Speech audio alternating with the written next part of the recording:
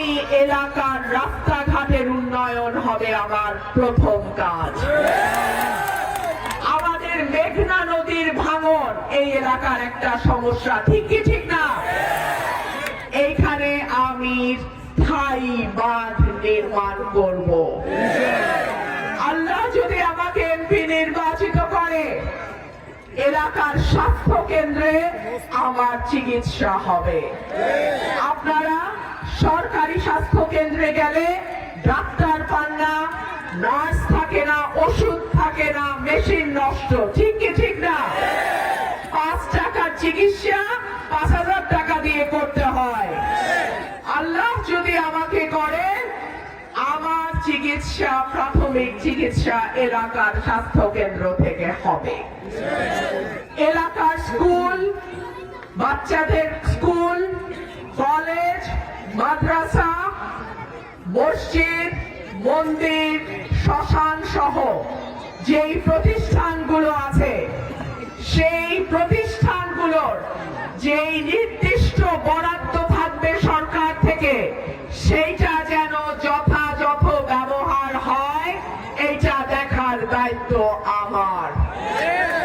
এবং এই বরাদ্দের বাইরে যদি আরো বেশি টাকার প্রয়োজন হয়, ইনশাআল্লাহ সরকারের সঙ্গে যোগাযোগ আলোচনার মাধ্যমে সেই বরাদ্দ আমি ব্যবস্থা করব ইনশাআল্লাহ। প্রিয় ভাইরা আমার, আমাদের এলাকায় অনেক ভাই আছেন যারা প্রবাসী, বিদেশে চাকরি করেন। তাদের টাকায় আমাদের দেশের অর্থনীতি ঘোরে।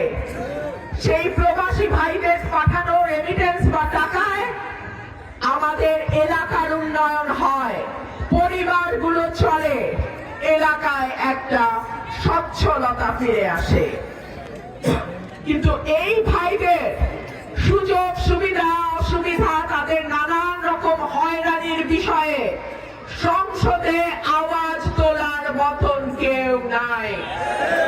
আল্লাহ যদি আমাকে আপনাদের ভোটে এমপি নির্বাচিত করে, আমি আজকে প্রবাসী ভাইদেরকে ওয়াদা দিচ্ছি, আমি সংসদে আপনাদের হয়রানি, অসুবিধা, সমস্যার কথাগুলো তুলে ধরব এবং সরকারের প্রবাসী মন্ত্রণালয়ের সঙ্গে আলোচনার মাধ্যমে আপনাদের যে কোনো সমস্যার সমাধান যাতে দ্রুততার সঙ্গে হয়, আমি এলাকার এমপি হিসেবে ইনশাআল্লাহ সেই কাজ কমপ্লিট করব, পূরণ করব ইনশাআল্লাহ।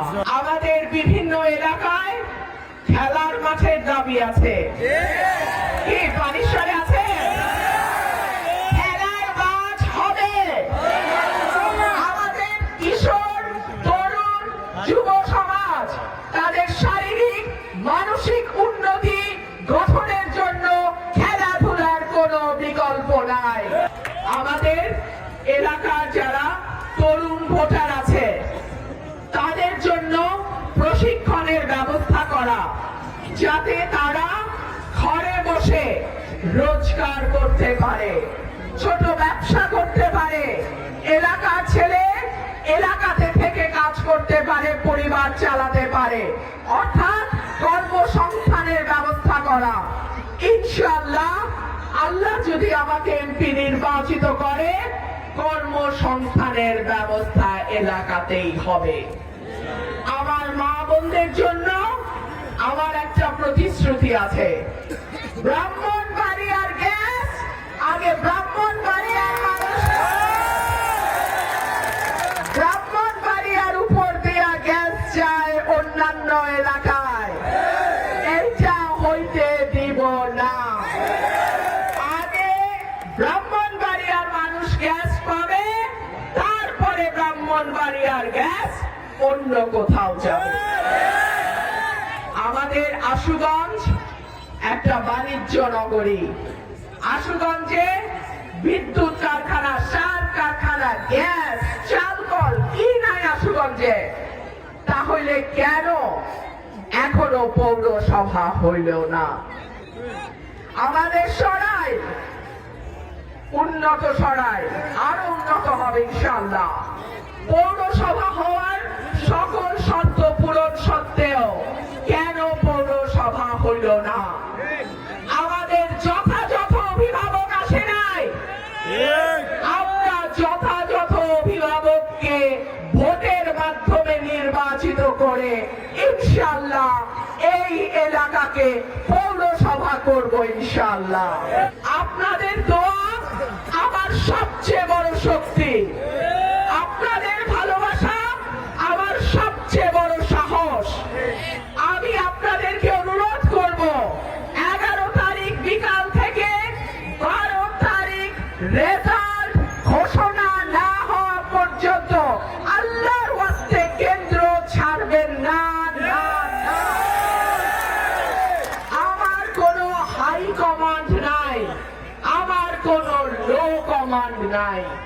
আমার মালিক একমাত্র আল্লাহ, আর নিচের জমিনে আমার ভোটাররা। আমার জবাব একমাত্র আল্লাহর কাছে, আর জমিনের মাটিতে যারা আমাকে ভোট দিয়ে নির্বাচিত করবে তাদের কাছে। আপনাদের কাছে আমার অনুরোধ, আপনাদের ভোট আপনাদেরকে পাহারা দিতে হবে। একদিন আপনারা ভোটটা পাহারা দেন, আগামী 5 বছর আমি আপনাদের পরিবারের এলাকার পাহারাদার হিসেবে